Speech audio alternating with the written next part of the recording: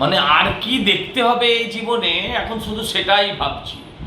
আমরা দেখলাম পার্থবাবুর ঘরে টাকার পাহাড়, আমরা দেখতে পেলাম।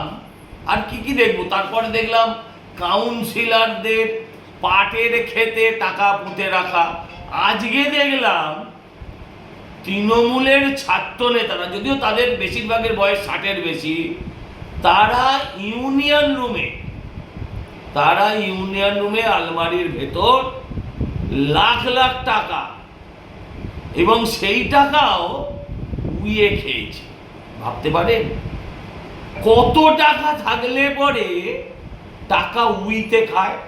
এর আগে আমি দেখিয়েছিলাম এই কলেজের, এদের ইউনিয়ন ফান্ডে, কলেজের ফাংশন ফান্ডে 1.5 কোটি টাকার বেশি এখন অবধি ডিপোজিট আছে। আর এখন দেখা যাচ্ছে লাখ লাখ টাকা উই খাওয়া, এবং এই সমস্ত টাকা জনতার, এদের গরিবের টাকা, ছেলেদেরকে ভর্তির টাকা। যেখানে যেমন চাকরি দুর্নীতি দেখেছেন, টাকা নিয়ে চাকরি হয়েছে, ঠিক সেরকমভাবে এই সমস্ত কলেজগুলোতে লাখ লাখ টাকার বিনিময়ে, লাখ টাকা কম বললাম, কোটি টাকার বিনিময়ে এই সমস্ত কলেজগুলোতে এরা ভর্তি বিক্রি করেছে। আর এদের সঙ্গে মাথা থেকে পা অবধি যুক্ত। এদের কোনোদিন পুলিশ টাচ অবধি করেনি। এদের জন্য, এদের টাকা নিয়ে ভর্তির কারণে একটি মেয়ে সুইসাইড করেছে।